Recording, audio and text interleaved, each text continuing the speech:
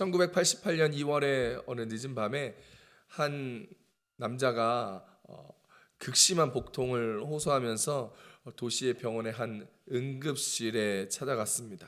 그분은 시골에 살았는데 도심과 한 2시간 정도 떨어진 거리에 살고 있어서 오후부터 배가 아팠지만 별것 아니라고 생각해서 좀 참았는데, 밤이 되자 너무 통증이 극심해서 2시간이 넘는 비포장길을 달려 응급실에 병원을 찾게 되었습니다. 그가 응급실 침대에 누워 있는데 응급실 담당 당직 의사가 나왔는데 술을 잔뜩 먹고 취해 있었던 모습이었습니다. 이제 자고 있던 사람이 눈을 비비고 의사가 나와서 검사를 했는데 갑자기 맹장이 터져 복막염으로 번지게 된 것이죠. 늦은 시간이라 다른 병원으로 갈 수 있는 상황이 없었습니다. 너무 극심하고 고통스러운 통증 때문에 어쩔 수 없이 술에 취해 자다가 일어난 의사에게 자신의 몸을 맡길 수밖에 없었죠. 수술은 너무나 고통스러웠습니다. 자신의 병 때문에 아픈 것인지, 이 의사가 수술을 잘 못해서 아픈 것인지는 잘 모르겠지만 칼로 애는 듯한 고통 가운데 있었고, 수술이 끝난 후에 그 남자는 실신하여서 중환자실로 옮겨지게 되었습니다. 이 남자는 꿈에 너무 극심한 고통으로 수술하는 장면의 꿈을 꾸어서, 트라우마겠죠. 그렇게 꾸어서 놀래서 이렇게 깼는데 수술이 잘 되었다라는 이야기를 들었습니다. 그런데 병원 측으로부터 수술은 잘 되었는데 의사가 실수로 그만 마취 주사를 놓지 아니하고 그냥 수술을 하였다라는 것이죠. 그분은 그 이야기를 듣고 너무 충격이었습니다. 그가 아팠던 것이 병 때문에 아팠던 것이 아니라 그냥 마취를 하지 않고 생사를 찍고 수술했기 때문에 실신해 버릴 정도로 극심한 고통을 경험하였던 것이죠. 너무나 억울하고 기가 막혔지만 예전에 1988년도라 의료 사고도 안 되고 어쩔 수 없게 되었던 것이지.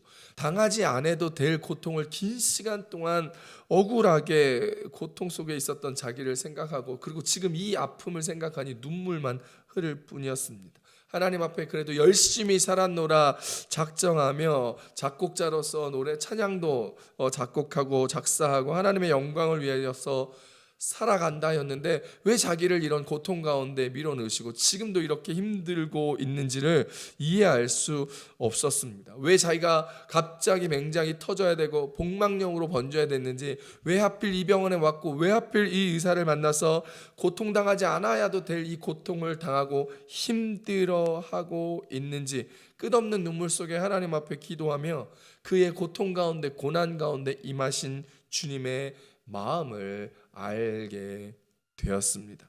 자신의 성장을 위한 고통과 아픔인지, 아니면 자신이 잘못해서 맞는 채찍으로 말미암아 겪는 고난인지는 알 수 없었지만 이 고난과 고통을 통하여 성숙하여지기를 원하는 하나님의 마음을 깨달으며 하나님의 사랑을 경험하게 된 것입니다. 이 사건을 겪고 나서 이분은 인생의 고난 중에라는 찬양을 작사 작곡하게 됩니다.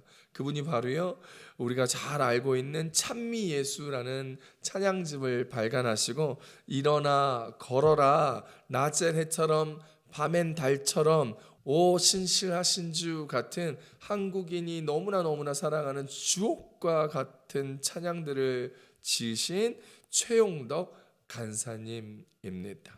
로마서 8장 18절에 우리 가운데 이렇게 얘기합니다. 생각하건대 현재 고난은 장차 우리에게 나타날 영광과 비교할 수 없도다. 하나님을 올바로 이해하는 것은 올바른 신앙의 기초가 됩니다. 사랑과 공의로 온 세상을 통치하시고 고난받는 자신의 백성들을 위로하시고 회복시키실 하나님을 올바로 알지 못하고 이해하지 못하고 신뢰하지 못한다면 우리는 올바른 신앙을 가질 수가 없습니다. 그렇게 되면 하나님에 대한 오해가 쌓이기 시작하고 하나님과 우리의 관계는 점점점 멀어지게 되는 것이죠.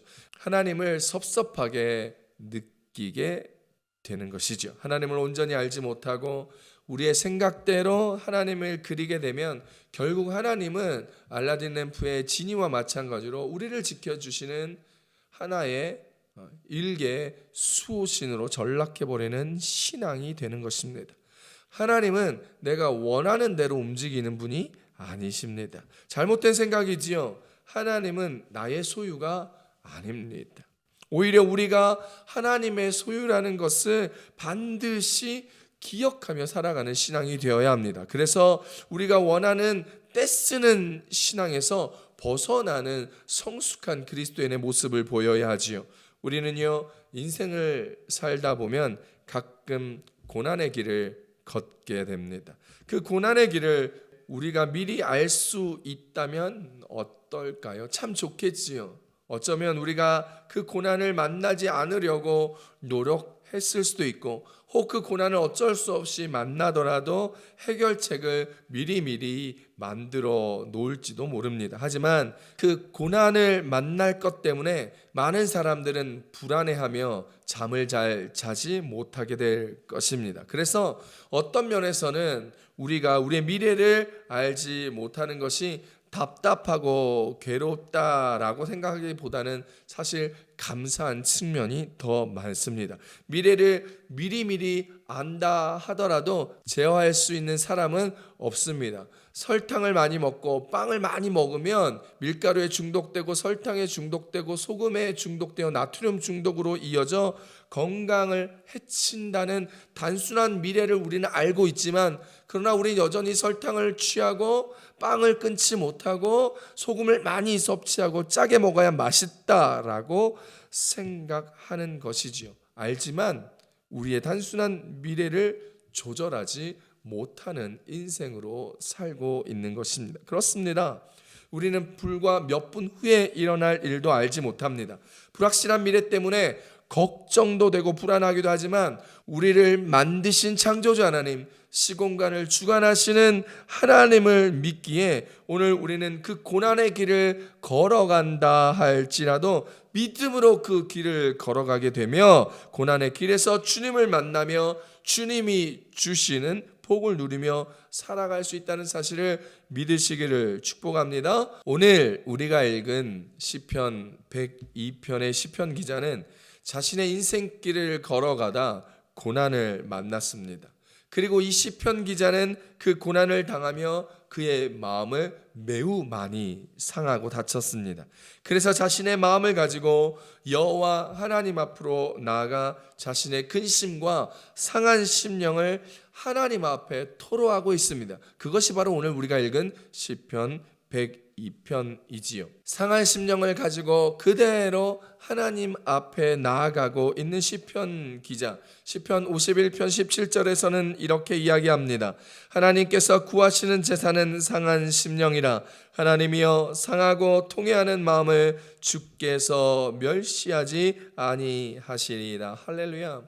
오늘 이 시편 기자는 하나님의 성품과 하나님께서 행하시는 일을 기초로 주님의 도움을 신뢰하며 자신의 고통을 하나님 앞에 호소하고 있지요. 고난의 길에서 만난 시편 기자, 그는 어떤 은혜를 고백하고 있을까요? 첫 번째입니다. 하나님의 은혜의 때가 다가온다는 것입니다. 시편 102편 13절 함께 봅니다. 주께서 일어나사 시온을 긍휼히 여기시리니 지금은 그에게 은혜를 베푸실 때라. 정한 기한이 다가오미니이다. 아멘.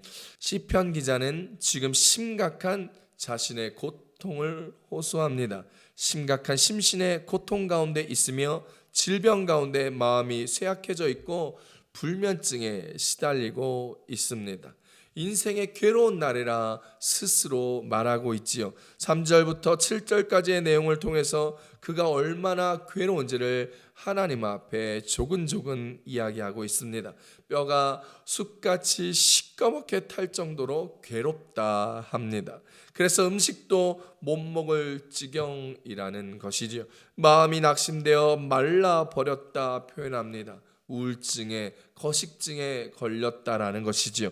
사회적으로도 주변에 자신을 모욕하고 저주하는 손가락질하는 사람들이 있어 매우 괴롭다 토로합니다.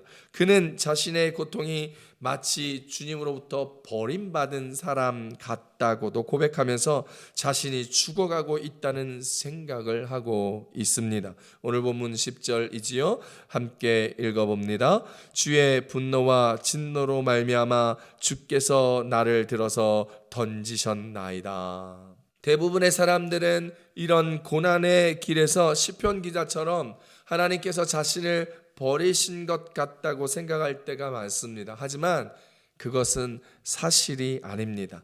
야곱을 보십시오. 야곱은 하나님으로부터 축복을 너무나 사모한 나머지 형 에서의 장자권을 팥죽 한 그릇에 샀습니다.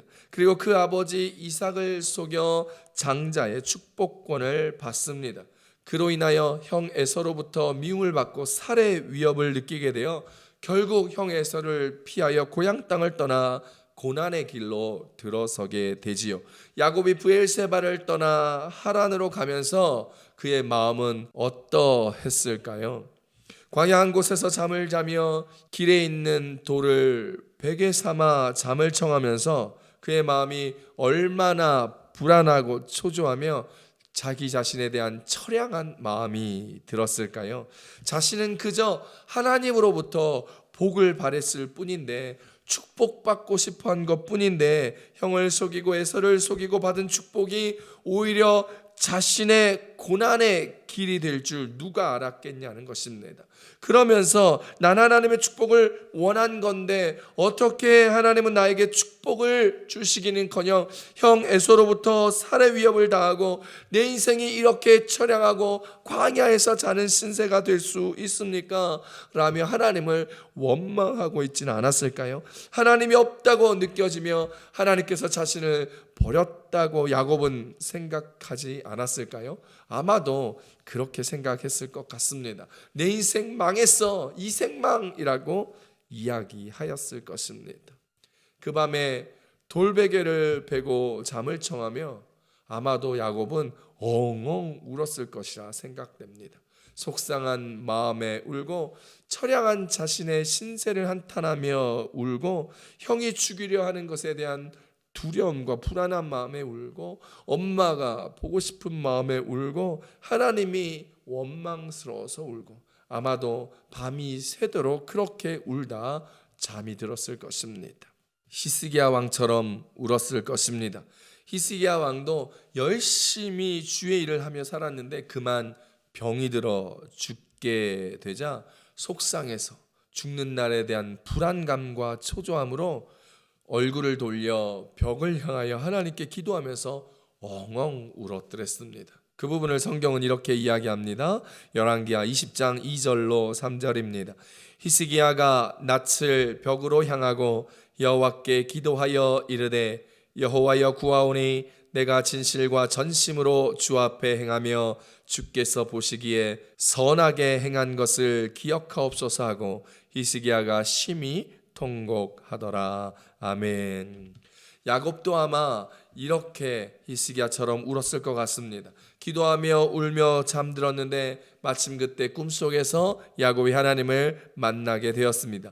이제야 낮아진 야곱의 마음으로 인하여 주님께서 은혜를 베푸실 때가 된 것입니다.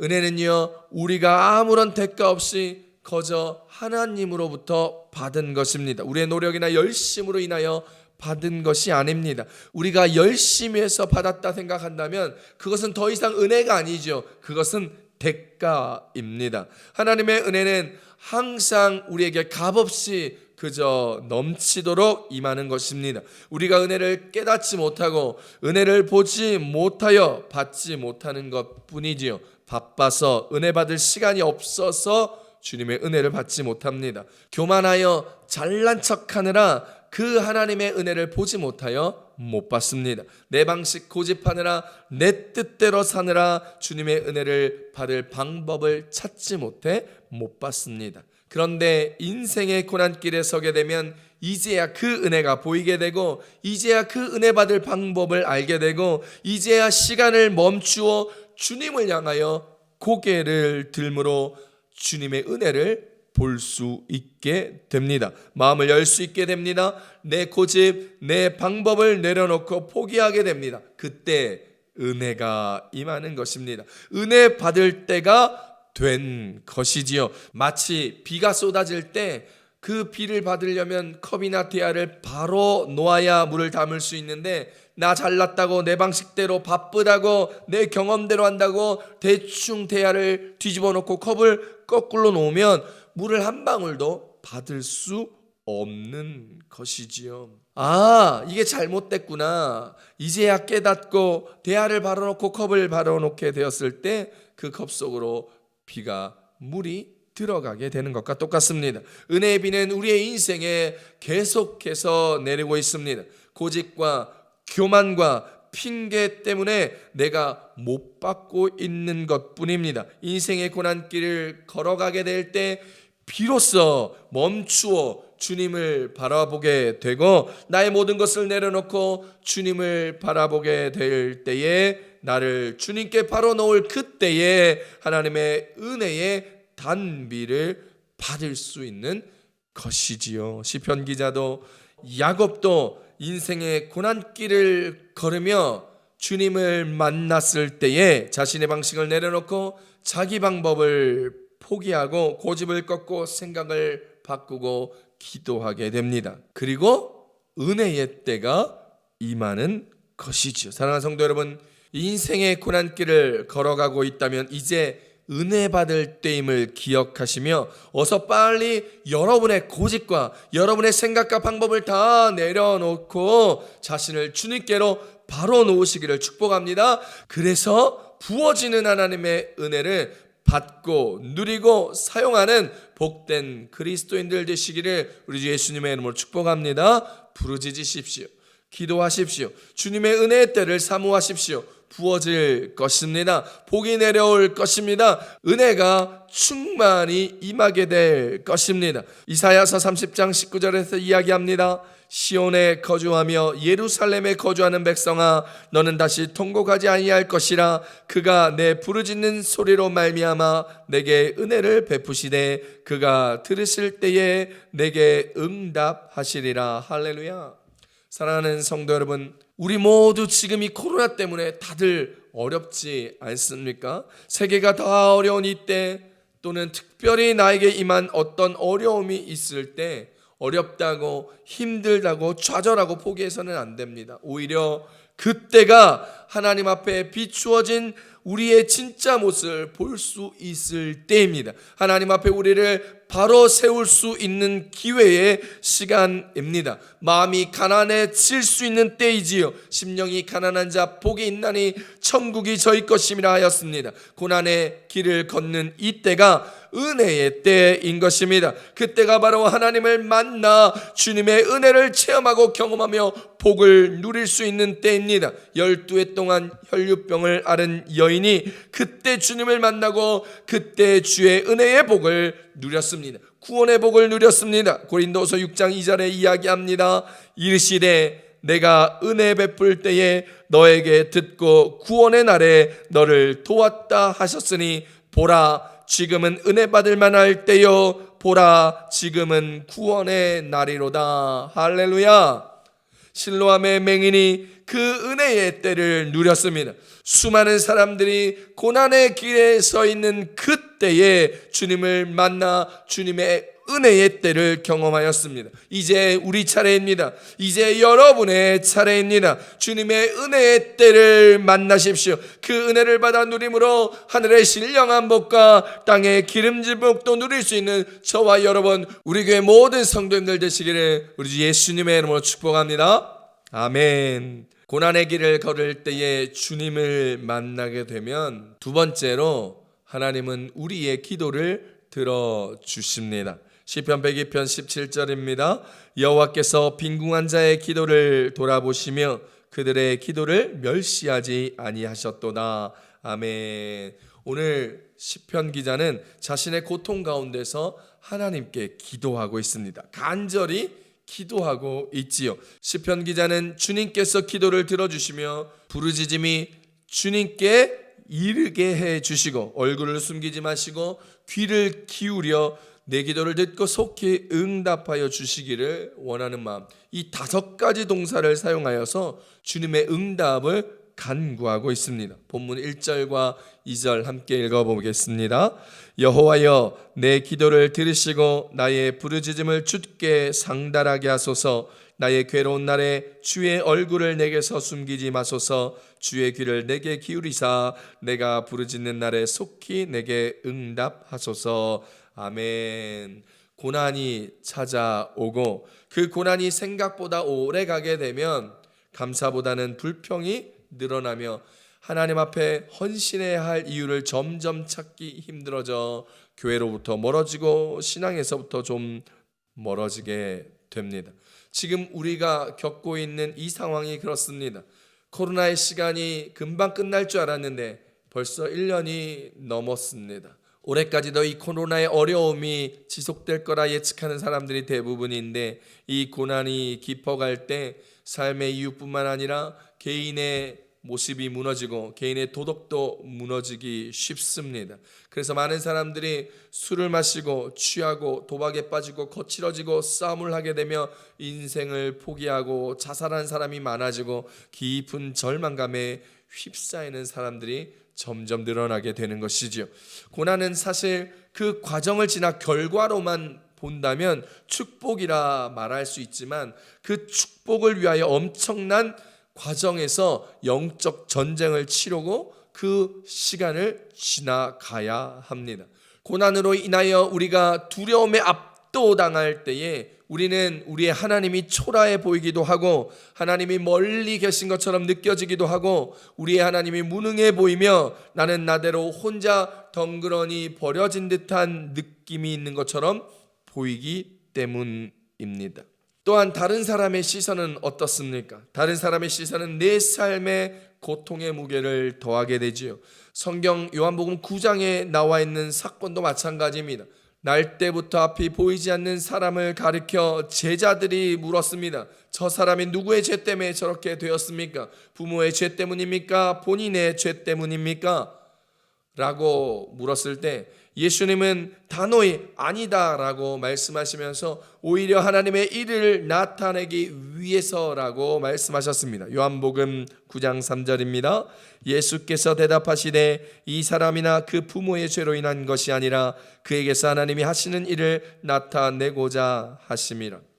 사랑하는 성도 여러분, 주님의 제자들조차도 앞이 보이지 않는 사람을 정죄하는 모습으로 나아오니 주님께서는 아니라고 이야기하며 하나님께서 그를 통하여 나타낼 일을 하시기 위하여 그렇게 하신 것이다 말씀하시는 것입니다. 사랑하는 성도 여러분, 그러니 여러분이 고난 가운데 있다면 정말 다른 것 하지 마시고 말씀 바라보시며 기도하셔야 합니다. 고난이 주는 두려움과 정죄의 마음과 시선을 이겨낼 수 있도록 우리는 깨어 기도해야 합니다. 예수님께서 우리에게 고난당하고 있다면 기도하라 말씀하셨습니다. 야고보서 5장 13절입니다. 너희 중에 고난당하는 자가 있느냐? 그는 기도할 것이요. 할렐루야. 다른 것 찾지 마십시오. 사람 찾지 마십시오. 방법 찾지 마십시오. 다른 곳에 점집에 철학관에 기웃기웃거리지 마십시오. 시편 기자처럼 주님께 기도하십시오. 하나님이 우리의 기도를 들어주십니다. 예수님의 이름으로 기도하면 들어주신다 약속하여 주셨습니다. 요한복음 14장 14절입니다. 내 이름으로 무엇이든지 내게 구하면 내가 행하리라. 할렐루야. 기도하시고 응답받는 거 은근 재미있는 일입니다. 그래서 기도 제목을 꼭 적어 놓으셔야 됩니다. 기도 노트 같은 것을 만들어서 기도 제목들을 다 적는 훈련을 하십시오. 나중에 그것들을 보게 될 때 하나님께서 응답하신 것을 보게 될 것이며 그것들을 통하여 우리의 신앙에 큰 도전과 은혜를 경험하게 됩니다. 또한 그 응답으로 우리에게 기쁨이 넘치게 되는 것이죠. 성경도 우리에게 그렇게 말씀하십니다. 요한복음 16장 24절입니다. 지금까지는 너희가 내 이름으로 아무것도 구하지 아니하였으나 구하라 그리하면 받으리니 너희 기쁨이 충만하리라. 할렐루야. 기도 응답을 받는 기쁨의 충만함, 이것이 주님이 우리에게 원하는 것이라는 것이죠. 기독교 신앙은요, 창조주 하나님을 믿는 신앙입니다. 우리를 구원해 주신 구원자 예수님을 믿는 신앙입니다. 그 창조주 하나님께서 온 우주와 모든 피조물들을 만드셨습니다. 그 우주의 통치자가 바로 나의 하나님이시며 나를 아시고 나의 기도를 들으시고 나를 사랑하시고 나를 구원하시는 은총의 고백, 그것이 바로 기독교의 신앙이며 고백인 것입니다. 창조주 하나님께 기도할 때, 우리를 구원하신 예수님의 이름으로 기도할 때에 우리 주 하나님께서는 우리가 아무리 고난의 길 가운데 있을지라도 우리가 고통 속에서 기도하는 그때에 우리의 기도를 들으시고 응답하여 주심을 기억하며 주님 앞에 나아가 응답의 기쁨을 넘치도록 받는 저와 여러분 되시기를 바랍니다. 그 기도로 말미암아 우리는 변하여집니다. 우리의 삶이 변하여지고 온전히 우리가 하나님의 자녀로 자라게 되고 세워지게 되는 것이지요. 우리가 고난의 길에 서 있을 때 우리의 기도에 응답하시는 하나님, 나의 주 나의 하나님을 붙드시고 하나님과 동행하시며 예수님과 함께 살아가시는 그 은혜의 시간을 맛보게 되기를 우리 주 예수님의 이름으로 축복합니다. 축복합니다. 세 번째입니다. 고난의 길에서 주님을 만나면 우리의 자손을 굳게 세우십니다. 시편 102편 28절입니다. 주의 종들의 자손은 항상 안전히 거주하고 그의 후손은 주 앞에 굳게 서리이다 하셨도다. 아멘. 우리 부모들은요, 우리의 아이들과 후손들의 신앙에 대한 영적 책임이 있습니다. 그 책임감을 가지고 정말 열심히 아이들을 키우고 그 아이들을 위하여 기도해야 합니다. 며칠 전에 제가 CBS의 새롭게 하소서를 보았습니다. 2019년 10월에 우리 교회에 오셔서 마드리드 오픈 월십에서 이틀 동안 말씀을 전해주셨던 홍민기 목사님의 간증을 들었습니다. 홍민기 목사님은요, 목회자의 아들로 태어나 아버지가 미국으로 이민 가시면서 미국에서 이민 목회를 경험하였습니다. 모두가 다 그렇듯이 이민교회가 참 어렵고 힘들고 정말 간이고 쓸개고 다 빼놔야지만 목회할 수 있을 만큼 참 어렵습니다. 그렇게 어려운 상황에서 홍민기 목사님은 어린 시절 교인들에게 매우 큰 상처를 받았다 하더라고요. 그래서 그 홍민기 목사님은 청소년 시기에 꿈이 있었는데 친구들하고 깽단을 만들어서 목사님들을 괴롭히는 장로님들, 집사님들, 그런 성도들을 처리하는 깽단을 만들어 같이 친구들하고 교회를 힘들게 하고 목사님들 힘들게 하는 그런 분들이 있다면 목사님들한테 연락을 받아가지고 그분들을 어떻게 다 처리하는 그런 꿈을 가지게 됐다 하더라고요. 새롭게 하소서의 옆에서 MC를 보고 있는 주영훈 집사님도 미국 이민교회 목사님인 아버지를 따라 목회를 경험하면서 자신의 아버지와 교회를 너무너무 힘들게 하는 장로님이 너무너무 싫어서 지금도 한국에서 다니고 섬기는 교회가 장로님 없는 교회라는 거예요. 장로님 없는 교회를 출석하고 있다 그러시더라고요. 참 재미있게 들었지만 그런 이야기를 하면서 많이 씁쓸한 구석이 있었습니다. 도대체 우리 아이들의 눈에는 교회와 성도가 어떻게 보여지고 있는 것인가? 성도가 왜 목사님들을 힘들게 하는 대상으로 비춰지고 있을까? 장로님들은 다들 왜 그렇게 싫어할까? 우리의 자녀들의 눈에는 우리의 모습이 어떻게 보일까? 절로 아이들을 위한 기도가 나오더라고요. 그래도 우리 교회는 정말 귀한 분들이 계셔서 저를 힘들게 하시거나 서로 상처를 주고 다치게 하는 분들이 없어서 얼마나 감사한지 모릅니다. 이럴 때 보면 또 작은 교회도 참 괜찮아요. 사람이 적은 것도 참 좋은 면이 있어요. 하지만 우리도 우리의 신앙의 모습들을 늘 바라보면서 경성하여 주님 따라 말씀 따라 살아가는 성도님들 되시기를 축복합니다. 우리의 신앙생활을, 우리의 공동체의 모습을 우리의 자녀들이 그대로 보고 느끼고 그들의 신앙으로 흡수하고 있다는 사실을 기억하여야 합니다. 시편 기자의 인생은 고난의 길 앞에서 하나님을 만나고 기도하며 주님 앞에 나아갔더니 주님이 그 후손들을 안전하게 거주하게 하며 주 앞에서 굳게 하셨다 고백합니다.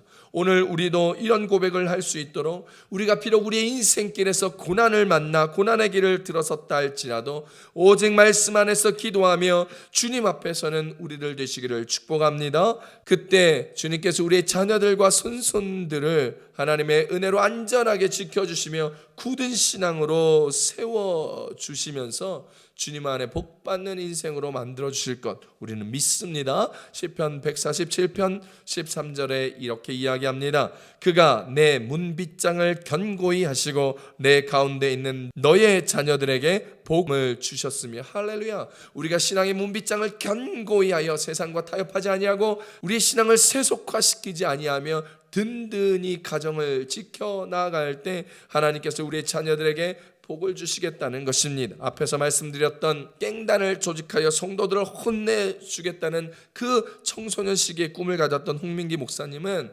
목회자셨던 아버님 어머님의 기도로 말미암아 엇나갔던 그 시간 다툼과 미움의 마음들을 정리하고 수련회에서 회심하여 지금은 청소년 사역을 열심히 하는 브릿지 임팩트의 이사장이며 라이트하우스 무브먼트의 대표 목사님으로 사역하고 계십니다. 사랑하는 성도 여러분, 자녀를 향한 부모의 기도는요 절대로 땅에 떨어지지 않습니다. 부모의 눈물 어디 가겠습니까? 부모의 헌신 어디 가겠습니까? 건축원금, 성경원금 할 때도 우리 부모들은 자녀의 이름으로 합니다. 자녀의 생일이라고 지는 맨날 놀러 다니지만 부모님들은 교회에 나와서 새벽기도 나와 자녀의 이름으로 생일 감사원금 드립니다. 우리 부모들의 기도의 최전선에 자녀를 두고 기도하고 있는데 하나님이 그것 다 들으시고 다 보시고 응답하여 주신다는 것을 기억하십시오. 열왕기하 20장 5절 상반절입니다. 너는 돌아가서 내 백성 주권자 히스기야에게 이르기를 왕의 조상 다윗의 여호와 하나님의 말씀이 내가 내 기도를 들었고 내 눈물을 보았노라. 할렐루야. 하나님께서 우리의 눈물을 보시고 우리의 기도를 들으심으로 말미암아 우리의 자녀와 손손들을 축복해 주신다는 것을 믿으시길 축복합니다. 주님 앞에 나아가 기도하시며 주님 만나기를 소망합니다. 사랑하는 성도 여러분, 인생의 고난길에서 주님을 만나십시오. 그때가 바로 은혜의 때입니다. 은혜의 시간이 우리에게 찾아옵니다. 더욱 주님께로 나아가십시오. 아프더라도 힘들더라도 지치더라도 가던 걸음 멈추지 마시고 주님께로 나아가시길 소망합니다. 그 은혜의 때가 이제 우리에게 임하여 우리의 기도가 응답되어지며 우리의 자손이 믿음 안에서 굳게 서게 될 것입니다. 사랑하는 성도 여러분, 하나님은 우리에게 완벽해지기를 요구하지 않으십니다. 하나님이 원하시는 건요 그저 고난 가운데서도 하나님 아버지 앞에 나올 수 있는 간절한 마음, 가난한 마음, 애통한 마음으로 주님 앞에 서는 것입니다. 그러니 우리의 인생이 고난의 길 가운데 지칠지라도 힘들지라도 주님 앞에 나아가기를 그치지 마시고 주님 바라보시며 주님 만나시기를, 그래서 주시는 은혜를 누리며 기도의 응답을 누리며 굳건히 세워짐의 은혜를 누리는 그 영생 복락을 누리는 저와 여러분 모두가 되시기를 우리 주 예수님의 이름으로 축복합니다. 축복합니다. 기도하겠습니다.